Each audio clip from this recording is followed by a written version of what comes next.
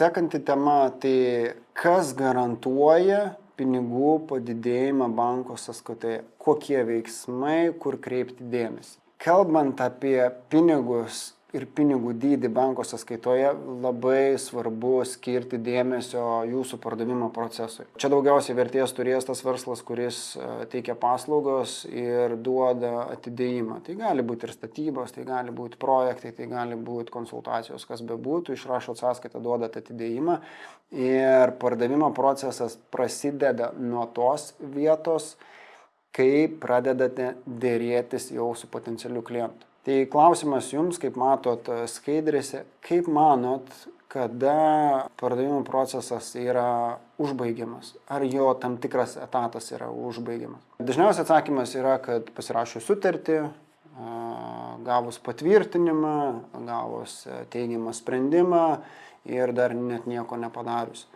Ne, pardavimo procesas baigės tada ir tada galima šauti šampaną, švęsti realiai, kada pinigai krenta į jūsų banko sąskaitą. Tai yra tada tik tais pasibaigia pardavimo procesas, tam tikras jo etapas ir galima iš tiesų švęsti. Tai norint turėti didėjančią banko sąskaitą, reikia skirti laiko pardavimo proceso optimizacijai ir būtent iš finansinės perspektyvos skirti laiko ir susidėti tam tikrus saugiklius, tam tikras rekomendacijas, kuriomis pasidalinsiu būtent dabar. Pačiu pradžia derintis su klientu ir derintis apimtis, derintis tam tikras sutarties sąlygas, būtina įsivertinti patį potencialų klientą, ką turiu omeny, įsivertinti jį iš finansinės perspektyvos, ar jis apskritai bus jums galės sumokėti, ar jums galės sumokėti laiku, ar jis galės sumokėti tokią kainą, su kuria susitarėt ir panašiai. Tai čia yra, kaip matot, skaidriai potencialaus kliento kredito reitingas įvardintas. Tai kredito reitingą tikrai galite viešoje informacijoje susirasti, tam tikras ataskaitas įsigyti ir pamatyti, koks tai yra kredito reitingas potencialaus kliento. Kredito reitingą gali labai ūkiškai netgi ir jūsų kolegos, gal netgi konkurentai įvardinti arba partneriai, kurie yra dirbę ir pamini, kad su šituo klientu atsargiai dirbkit, nes jis nemoka, nemokus, kabinėjas ir panašiai. Pirmasis žingsnis - suprasti visų pirma, ar tikrai šitas klientas gebės man apmokėti išrašytą sąskaitą. Kodėl tai sakau? Iš praktinės patirties kaip finansų vadovas mačiau iš tikrųjų daug džiugesio, daug šampanų, kai pasirašomos didžiulės sutartys, milijoninės sutartys, švenčiama, džiaugiamasi, bet per tarpinį aktavimą tiesiog išrašius pirmąją sąskaitą, ji neapmokama, stabdomi darbai, daug nuostolių, piniginių nuostolių, logistikos nuostolių ir panašiai, ir galų gale užsibaigia projektas net neįpusėjus, net ketvirtadalio nepadarius, nes tiesiog pasirodo, kad klientas net neturi pinigų ir bus tik daugiau problemų, kuo ilgiau dirbs. Tai labai svarbi vieta. Įsivertinti. Sekantis etapas tai tvarkantis, diegiantis savo pardavimo procesą, optimizuojant iš finansinės perspektyvos, būtina įsivertinti ir prašyti dėrėtis dėl avanso dydis. Kodėl tai rekomenduoju ir sakau, tai čia yra vienas iš saugiklių, parodantis, ar klientas yra nusiteikęs su jumis dirbti ir jis iškart sumokės. Tai jeigu susiderit ir sumoka, tarkim, per 5 darbo dienas po sutarties pasirašymo, tai čia indikacija tikrai yra, kad ir pinigų yra pas klientą, ir noras yra, ir pasitikė jumis, ir tikrai bus lengviau valdyti pinigus tada, kai yra išrašyta sąskaita ir tiesiog dar duoda 30 atidėjimų. Antras žingsnis - avanso dydis ir būtina dėl jo dėrėtis. Ypatinga rekomendacija, jeigu vykdot projektus, statybos, IT ar kiti projektai, darbuotojų nuoma, dėrėkitės dėl avanso dydžio. Jeigu klientas nenori, nepasiduoda, neina į kalbas, čia yra 3 raudoni šauktukai, grįžti prie pirmojo žingsnio ir suprasti, koks jo yra kredito reitingas. Čia kalbam apie pardavimo procesą. Trečiasis pardavimo proceso žingsnis tai yra avanso apmokėjimo terminas. Šiek tiek užsiminiau apie tai, kad būtina susitarti. Ne tik, kad avansas yra, bet realiai, kada jis bus apmokėtas. 5 darbo dienos, 10, 1, 2, 3. Tai būtinai pardavimo procesą įtraukti ir sutartį tai turėti. Sekantis, labai didelę galę įtaką turintis pardavimo proceso veiksmas ir čia netgi dar net neinant į finansus, bet kalbant apie patį pardavimo procesą yra sąskaitos išrašymo diena, sąskaitos dydis ir nuo ko tai priklauso. Tai jeigu turit tarpinius kažkokius, nežinau, vykdot projektą ir vienas etapas projekto pasibaigia, išrašot sąskaitą, tai labai irgi svarbu aptarti arba tiesiog nurodyti klientui, kaip jūs tą sąskaitą rašysit, pagal kokius metodus, pagal kokius principus, kokią dieną tai darot, kokią dieną aktuojat, kokią dieną išrašot, nuo ko tai priklauso. Bet tiesiog jau pačioj pradžioj susiderinti, kad kiltų kuo mažiau klausimų, kad kuo mažiau laiko potencialus arba jau esamas klientas gaištų laiko aiškinantis, kas ta sąskaita, iš kur čia tokia suma, kodėl, kaip ir panašiai. Kodėl tą sakau? Sakau visiškai iš praktinės patirties, kad gavus sąskaitą yra nutylima, suėjus terminui prasideda atmetimas, prasideda kažko nepadarėt, jūs neinformavot, jūs su mumis nesitarėt, kad bus taip ir panašiai. Tai čia pardavimo procesos pati pradžia ir susitarti, kaip jūs tą darysit, kokiom apimtim darysit, kokiu periodiškumu, kada netgi išsiunčiat tą ataskaitą ir panašiai. Tikrai turi didžiulę įtaką, nenuvertinkit šito žingsnio. Kita svarbi vieta, tvarkant, diegiant, optimizuojant pardavimo procesą, visada, kai yra užsakymas, dėrėkitės ir tarkitės dėl apmokėjimo termino. Jeigu jau esate tas verslas, kuris duoda atidėjimo terminus, kas yra įprasta, normali praktika, tai čia jūsų užduotis, kaip galima susidaryti trumpesnį atidėjimo terminą arba tokį terminą, kuris yra jums priimtinas iš tos perspektyvos, kaip jūs mokat savo sumą savo tiekėjams, savo darbuotojams. Tai aišku, visi nori kuo trumpesnio, bet rinka būna vienokia, tam tikros tendencijos nusistovėjusios ir prašo užsakovai ir ilgesnio, nei galit kartais duoti.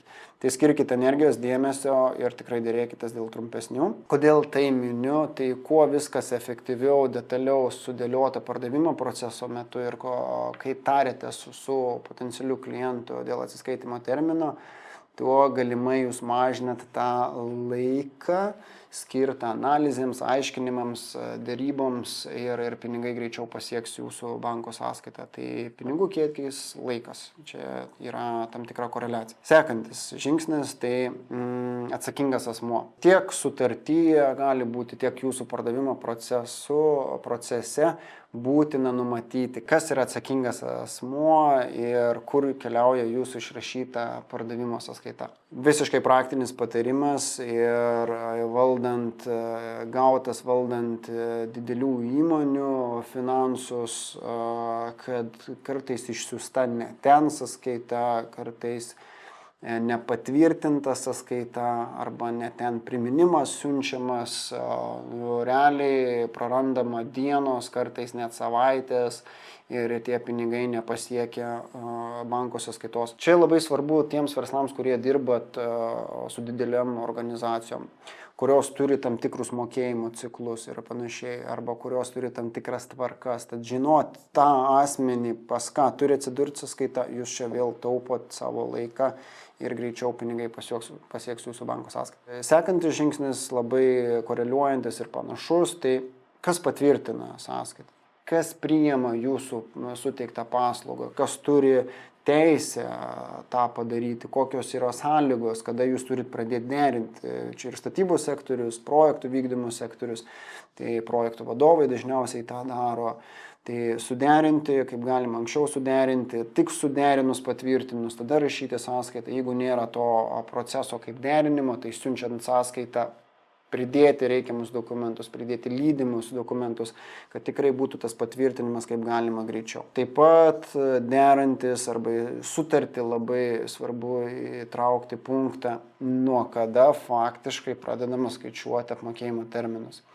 Ir čia praktikoje tikrai esu matęs ne vieną ginčą, kad klientas skaičiuoja nuo tada, kada gavo sąskaitą, o pardavėjas skaičiuoja nuo tada, kada ją išrašė, nors ir atgalinė data, bet išrašė, išsiuntė ir skaičiuoja, tarkim, nuo mėnesio paskutinės dienos, o sąskaita buvo 5 sekančio mėnesio dieną išsiųsta. Tai čia šitą irgi būtina susiderinti, kad matuotumėt vienodai apmokėjimo terminą ir nesiųstumėt anksčiau laiko priminimo. Sekantis punktas, žingsnis, tobulinant savo pardavimo procesą ir derinti su potencialiu klientu, aptarti.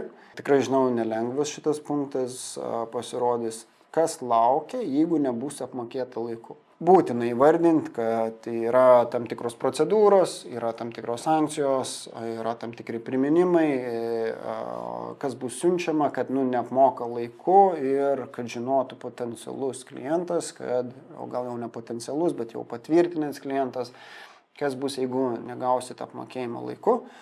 Tai gal kažkoks priminimas iškeliaus, gal kažkoks raginimas, gal paskutinėme etape ir teisininkas įsijungia ir panašiai. Tai šitą aptarti irgi svarbu, tai tiesiog parodo jūsų intenciją ir dėmesį, kad pinigai jums yra svarbus, kad jūs laukiat tų pinigų ir juos planuojate. Sekantis veiksmas, tai iš kitos perspektyvos, jeigu įvardinat, kas yra, kas laukia, jeigu neapmoka laiku, kitas yra, o jeigu sumokėjo daug anksčiau negu planavote. Tai gal yra kažkokios iniciatyvos, kad duoti nuolaidą, išrašyti kreditinę sąskaitą, paraginti klientą sumokėti laiku ir gal netgi anksčiau. Šitą irgi aptarti, įtraukti į pardavimo procesą, gal kaip opciją, gal kaip standartą, čia jau jūs nuspręsite. Praktikoje šitas punktas puikiai veikia, žinau, kad transporto sektorius tą taiko ir naudojas, jis kainuoja kažkiek, bet laikas ir pinigai turi vėl tam tikrą koreliaciją. Kuo ilgiau neatsiskaito pirkėjas su jomis, to ir jums kainuoja pinigai, naudoti savo operacijoms kitus pinigus, gal skolinatės iš bankų ir panašiai. Tai čia irgi svarbu atkreipti dėmesį į šį punktą. Tai pakalbėjus apie pardavimo procesą ir kaip jį sustyguoti, kaip jį optimizuoti iš finansinės perspektyvos, kad pinigai jūsų sąskaitą atkeliautų kaip galima greičiau. Sekantis etapas, ką ir jau minėjau, ir be galo svarbi vieta ir svarbi ataskaita, tai gautinos sumos. Tai gautinų sumų valdymas. Apie šią temą turbūt galėčiau kalbėti ir pats kaip smulkaus verslo savininkas ir vadovas valdydamas šią ataskaitą naudoju ir matau tam tikrus gerus principus, tam tikras koreguotinas vietas. Tai kalbant apie gautinas sumas, pirmasis žingsnis, ką jums reikėtų atlikti, tai susitarti su buhalteriu, su savo finansininku, kada ir kokiu periodiškumu ši ataskaita yra atnaujinama ir atsiunčiama jums. O jeigu esate smulkus verslas neturintis buhalterio, tai kaip dažnai pats įvertinate savo verslo finansus, susivedate kažkur gal į Excelį ir kaip dažnai tai analizuojate. Tai rekomendacija čia yra tai daryti nerečiau kaip kartą per savaitę. Jeigu pelną užtenka stebėti kartą per mėnesį, tai dirbti su gautinom sumom reikia nerečiau kaip kartą per savaitę, tai su buhalteriu susitarus, kad jums ta ataskaita atkeliauja kartą per savaitę tą pačią dieną, peržiūrėti ją ir atlikti tam tikrus veiksmus. Ar tai priminimas, ar tai skambutis, ar tai šiaip įvertinimas, kokie yra pinigų srautai ateityje. Sekantis tai veiksmas, kuris duoda realią grąžą ir realų pinigų padidėjimą banko sąskaitoj, tai maksimaliai sutrumpinti vidinį sąskaitos išrašymo procesą. Ką turiu omeny? Paprastas buitiškas pavyzdys, jūs paslaugą atliekat visą mėnesį ir mėnesio gale tik išrašot sąskaitą. Apsvarstytinas ir rekomenduotinas principas tai daryti dažniau. Tarkim, atlikot tam tikrą darbų ciklą ir kuris truko 1,5 savaitės ar ten savaitę. Užtvirtinat, informavot klientą, išrašot sąskaitą, išsiunčiat. Ir taip keliais etapais, tai vienos sąskaitos gal išsiųsti 2, 3, o gal netgi ir 4. Tai labai rekomenduotina tam pačiam statybų sektoriui, projektų vykdymo sektoriui, paslaugas teikiančiam asmeniui. Ir kodėl taip tą rekomenduoju? Kuo greitesnis sąskaitos išrašymas, nelaukiant mėnesio pabaigos ir dar neduodant 30 dienų atidėjimo, leis padidinti banko sąskaitos likutį jau daug greičiau, tai yra 4 apmokėjimus gauti, ne vieną, gauti juos greičiau, tuos pinigus panaudoti savo veikloje, nenaudoti skolintų pinigų ir panašiai. Atrodo paprastas veiksmas, bet tikrai duoda naudą, ypatingai tiems verslams, kurie vykdo projektinę veiklą. Čia dar turiu vieną rekomendaciją, nepamiršti apskritai išrašyti sąskaitų. Tai vėl realus pavyzdys iš konsultacijų, kalbant su smulkaus verslo savininku, analizuojant jo finansinius srautus.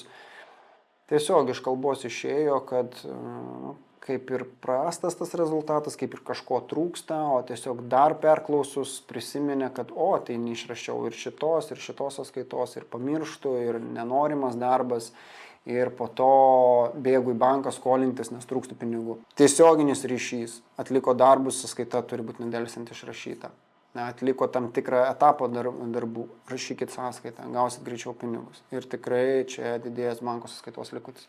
Sekantis žingsnis tai gauti patvirtinimą, jog sąskaita gauta ir priimta. Sunkiau įgyvendinamas principas, bet jis užkerta kelią tokiems dalykams kaip neprimta sąskaita, atmesta, niekas neinformuotas. Tai gal technologiškai tą pavyksta pasidaryti, gal tai papildomas elektroninis laiškas būtent procese, bet šis veiksmas leis jums sutaupyti tikrai nemažai laiko. Pasiruošti priminimų siuntimo procesą.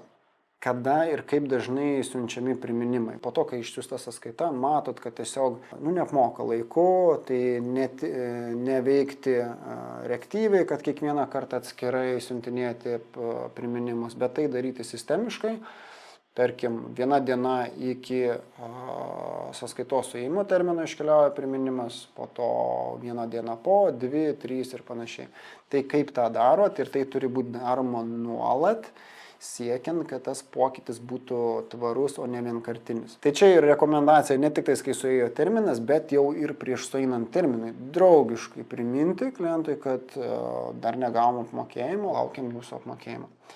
Čia kaip ir klientas šitą priminimą gaunu kartais, tai tikrai pamiršau, tai padarysiu, užsimiršau ir panašiai. Iš kitos perspektyvos pats kaip verslo savininkas šį principą taikau ir turbūt irgi būna nemažos įplaukos tą dieną, kai iškeliauja tas pirmasis priminimas, kai dar net nevėluojama. Ir tikrai tada pinigų padidėja. Kada ir kam siunčiamas priminimas?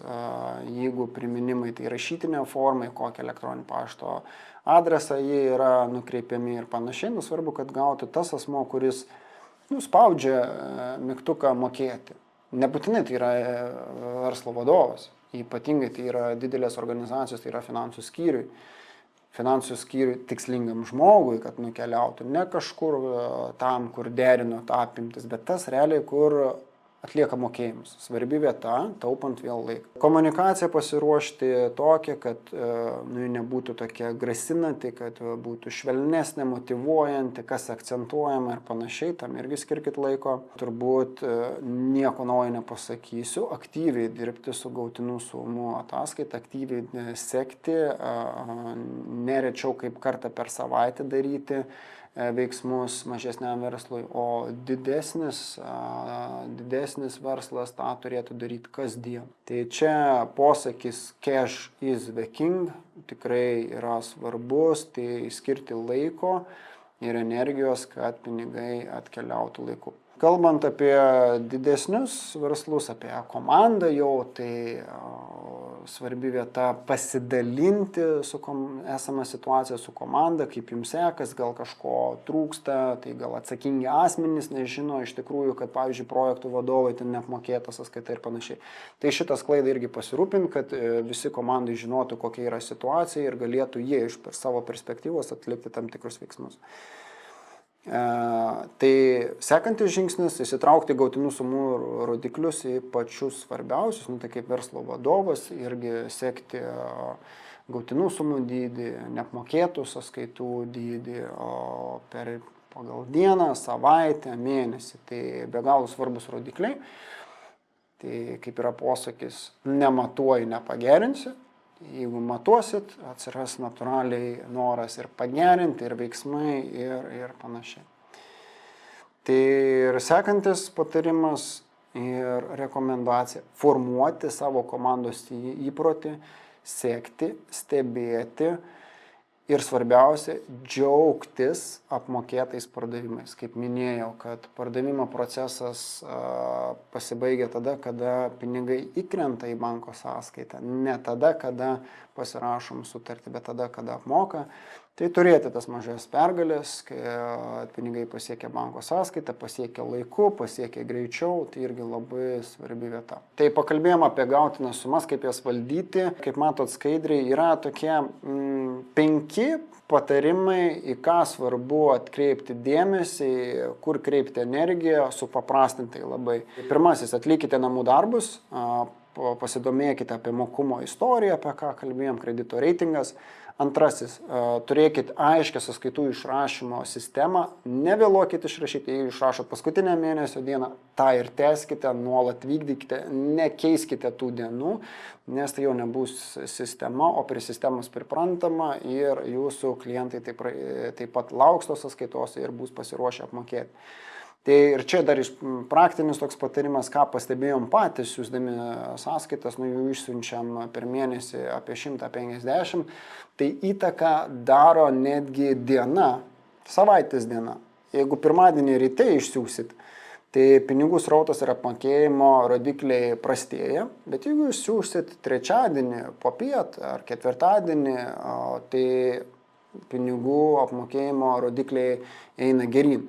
Tai čia svarbu ir kokią dieną išsiunčiat, kada išsiunčiat, kam išsiunčiat, tai turėkite aiškę sistemą ir nevėluokite. Didesniems įmonėms trečias patarimas - išsiaiškinkite kliento apmokėjimo ciklus. Jeigu tai yra stambios bendrovės, jos dažniausiai pavedimus daro ten kartą per savaitę, kartais net per mėnesį.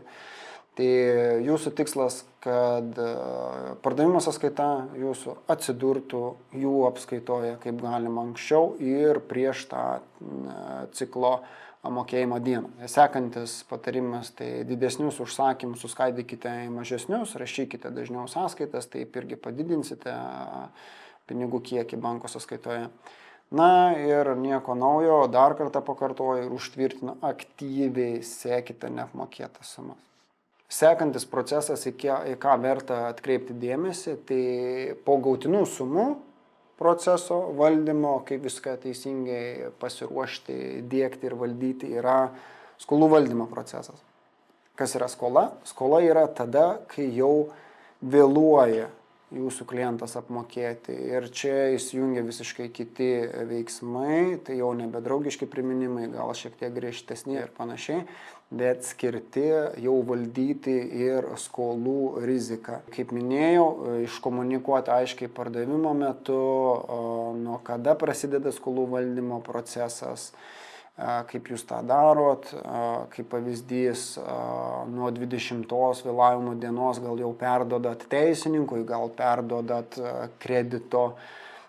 kredito kontrolės skyriui, kaip pavyzdys, šitas irgi matau praktikoje, kad veikia, kad tiesiog jau vėluoja ir paskutinis pranešimas, kad viskas perduodu jau atsakingam skyriui, kredito kontroliai, kuri jau atliks savo veiksmus ir užtenka kartais netgi ir tokios žinutės jau apmokėjimas įkrenta.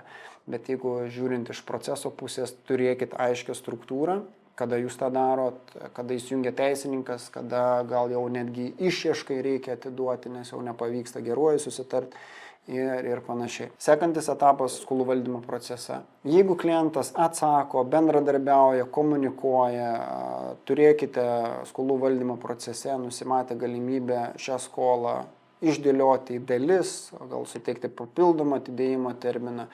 Tikslas yra čia, kad galų gale sumokėtų ir netiduoti trečiosiom šalims išieškai teisininkui, nes ten vėl jau pinigai, jau laikas ir gali netgi ir klientas tyčia nemokėti būtent vėluojančios sumos.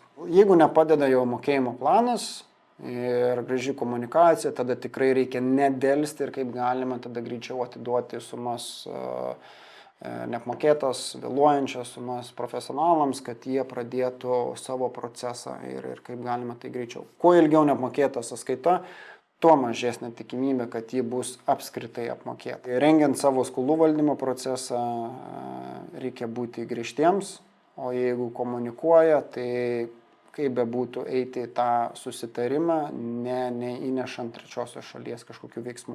Aptariam gautinų sumų valdymą, skolų valdymo procesą ir čia, kai jau gaunate jūs savo pinigus, be galo svarbu skirti energiją ir laiką, o kita pusė yra, kaip jūs elgite su tom sąskaitom ir tom sumom, kur gaunat iš tiekėjų. Tai yra mokėtinos sumos, tiek apskaitoje, tiek teorijoje, tiek praktikoje. Tai čia yra tikslas atidėjimo terminus su tiekėjai susiderinti taip, kad jie kaip galima labiau tiktų prie tų, kur gaunat iš savo kliento pinigus.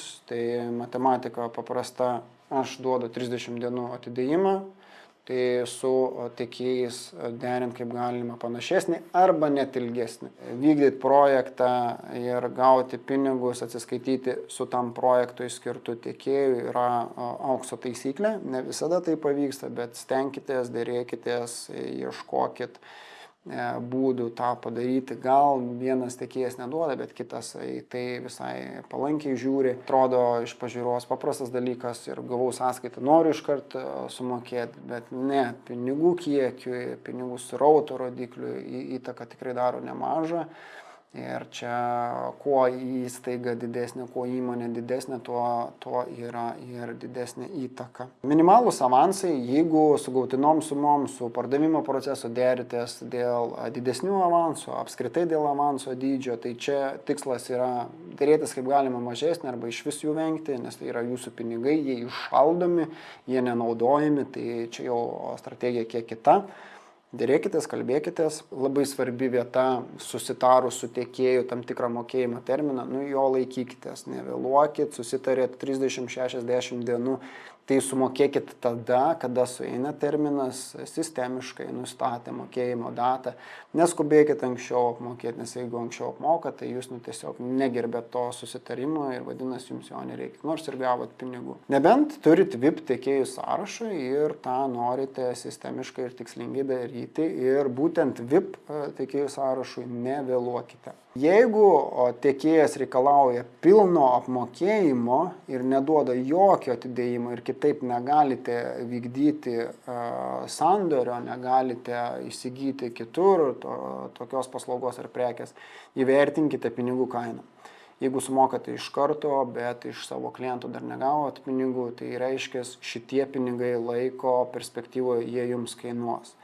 Ir galimai mažins projekto pelningumą. Tai 5 patarimai ir valdant savo mokėtinas sumas. Tai sistemiškai atlikit mokėjimus tą pačią dieną, vieną kartą per savaitę. Kaip pavyzdys, aš kaip smulkaus verslo vadovas mokėjimus atlieku tik 3 kartus per mėnesį, tom pačiom dienom, kai susikaupia sąskaitos, yra tiekėjai informuoti, bet ir nekeičiu ir moku tada, kada jau sueina terminas. Atlikite ne anksčiau nei sutarta, kaip minėjau. Tikslas yra suderinti mokėtinas ir gautinas sumas, jau terminus. Dėrėkitės, visada dėrėkitės dėl apmokėjimo terminų. Atrodo net didelės organizacijos, dideli tiekėjai ir tu ten kaip ir negali pasidėrėti, bet pabandžius, žiūrėkit, visai gaunas ir turiu ilgesnį atidėjimo terminą. Ir sekite mokėtinas sumas, nevėluokite, kaip minėjau. Tai jeigu turite atidėjimo terminą, būtinai tą ir vykdykite, o po to susigadinsit reputaciją ir ją atkurti bus tikrai sudėtinga ir sunku.